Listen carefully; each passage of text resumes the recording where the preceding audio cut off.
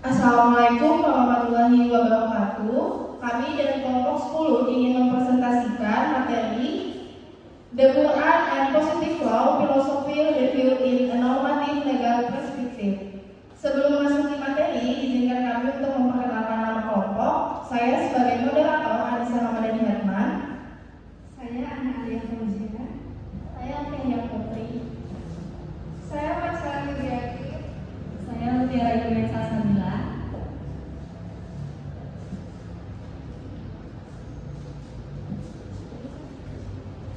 Baik, di sini saya akan menjelaskan latar belakang. Sebelum masuk ke latar belakang, saya akan menjelaskan materi singkat, yaitu materi yang akan kita bahas yaitu menelaah hubungan antara Al-Quran sebagai sumber hukum Islam dengan hukum positif Indonesia dari perspektif filsafat hukum. Penelitian ini ingin memahami posisi nilai-nilai hukum dalam Al-Quran terhadap pembentukan hukum positif serta implikasi filosofis dari perbedaan dasar normatif keduanya. Hubungan antara nilai-nilai yang terkandung dalam Al-Quran dengan hukum positif menjadi isu penting dalam pengembangan hukum nasional di Indonesia. Sebagai negara hukum dengan mayoritas penduduk Muslim, Indonesia menghadapi tantangan dalam mengintegrasi nilai-nilai keagamaan, terutama dari Al-Quran ke dalam sistem hukum positif yang bercorak sekuler dan legalistik. Contohnya dapat dilihat pada bidang hukum keluarga, moralitas publik, dan hukum pidana khusus, di mana terjadi ketegangan antara kepastian hukum formal dan nilai substantif yang hidup dalam masyarakat. Masalah hukum muncul ketika terjadi benturan antara norma hukum yang bersumber dari wahyu atau Al-Quran dengan hukum positif yang dibentuk melalui mekanisme perundang-undangan modern. Selain itu, muncul pula persoalan sosiologis berupa resistensi masyarakat terhadap hukum positif yang dianggap bertentangan dengan keyakinan agamanya. Oleh karena itu, diperlukan kajian filosofis untuk menjabatani rasionalitas hukum modern dengan spiritualitas hukum Islam. Habis itu kita akan membahas rumusan masalah. Dalam penelitian kita itu ada dua. Yang pertama,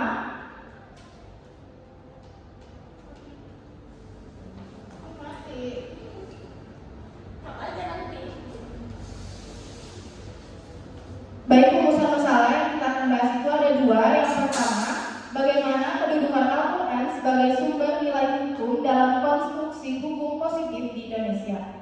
Yang kedua, apa implikasi filosofis dari perbedaan dasar normatif antara hukum Al-Quran dan hukum positif terhadap pembentukan peraturan perundang-undangan. Materi selanjutnya akan dibacakan dengan rekan saya.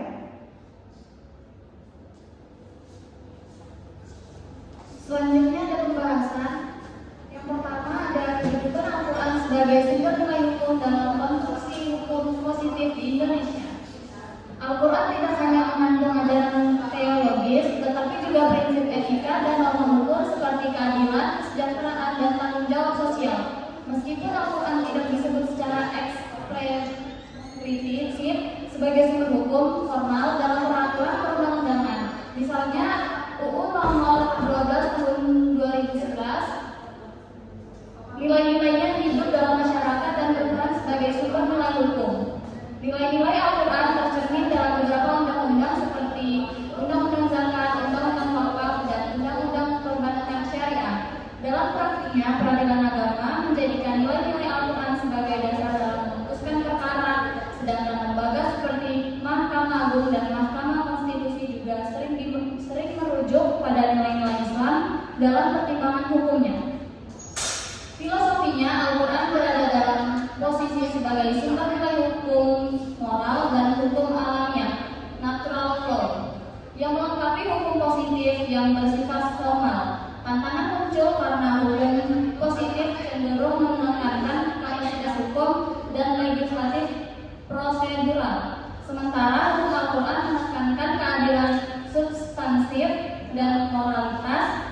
Integrasi antara keduanya harus dilakukan secara inklusif dan demokratis agar hukum nasional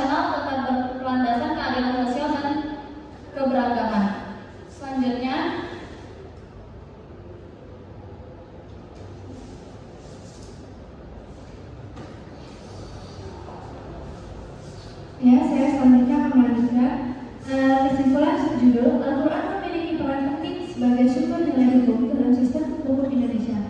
Walau tidak disebut langsung dalam peraturan formal, nilai-nilai seperti keadilan, kesejahteraan, dan tanggung jawab sosial hidup dalam masyarakat serta tercermin dalam berbagai undang-undang berbasis syariah.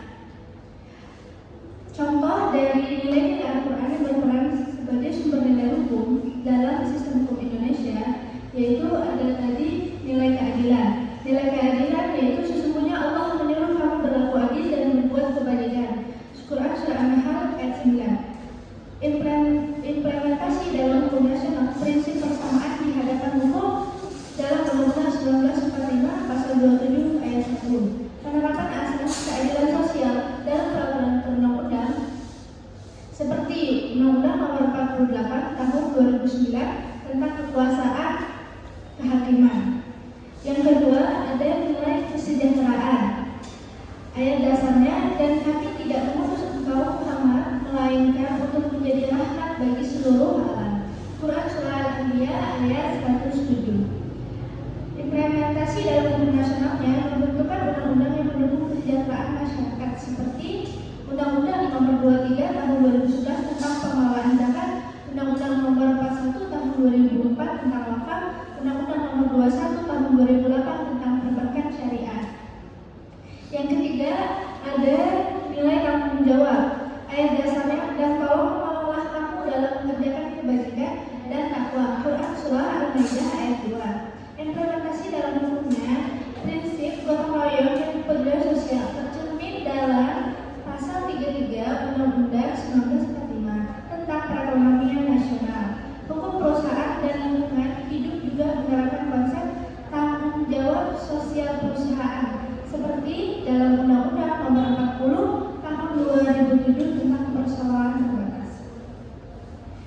Terus ada lagi tentang nilai kezaliman dan penegakan keadilan. Ayat dasarnya, dan janganlah kebencianmu terhadap suatu kaum mendorong kamu untuk berlaku tidak adil. Berlakulah adil karena adil itu lebih dekat kepada takwa. Quran Surah Al-Maidah ayat 8. Implementasi dalam hukum nasionalnya asas non-diskriminasi dalam hukum pidana, perdata, dan hak asasi manusia. Nilai kebebasan dan tanggung jawab moral. Ayat dasarnya, tidak ada paksaan dalam agama. Quran Surah Al-Baqarah ayat 256. Kesimpulan singkat, nilai Al-Quran seperti keadilan, kemaslahatan, tanggung jawab sosial, anti kezaliman, dan kebebasan berkeyakinan telah mewarnai sistem hukum Indonesia. Nilai-nilai ini tidak selalu diadopsi secara tekstual, tetapi menjadi rule moral dan etika hukum nasional. Dalam praktik peradilan, Al-Quran menjadi pedoman moral dan dasar pertimbangan hukum.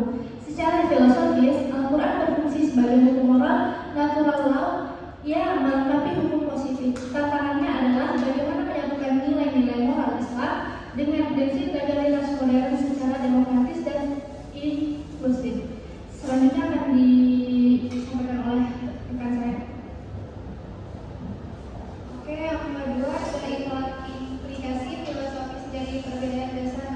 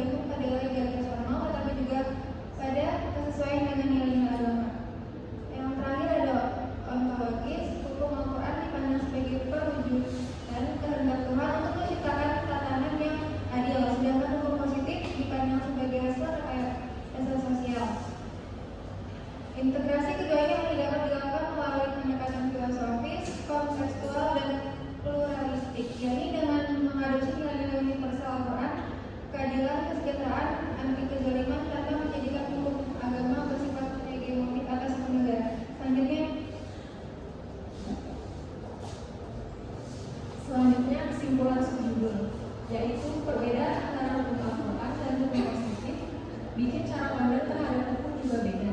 Hukum Al-Quran dasarnya wahyu Tuhan yang sifatnya mutlak dan berorientasi pada moral serta keadilan. Sedangkan hukum positif dibuat manusia lewat proses politik dan sosial untuk menjaga ketaatan. Karena itu, pembentukan hukum di Indonesia idealnya bisa menggabungkan nilai-nilai dasar Al-Quran seperti keadilan, kemanusiaan, dan kesejahteraan tanpa menjadikan hukum agama mendominasi. Intinya, dua sistem ini harus saling melengkapi biar hukum nasional tetap adil, manusiawi, dan sesuai dengan nilai-nilai masyarakat. Selanjutnya saya serahkan ke moderator. Baik, yang terakhir adalah kesimpulan dari materi kita pada hari ini, yaitu secara keseluruhan perbedaan mendasar antara hukum Al-Quran yang bersifat transendental dengan hukum positif yang bersifat rasional sekuler memberikan implikasi filosofis yang besar terhadap pembentukan hukum nasional di Indonesia.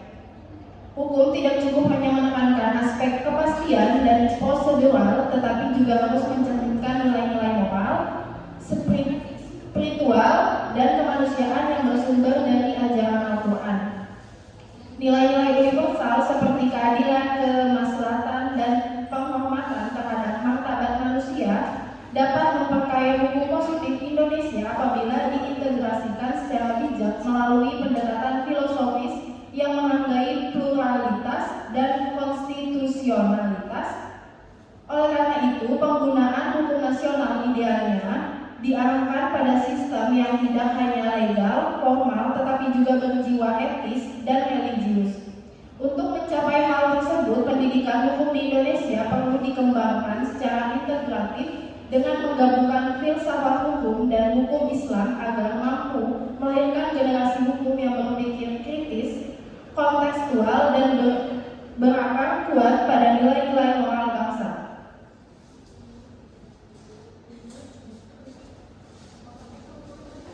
Sekian dari materi kelompok 10, kurang lebihnya mohon maaf.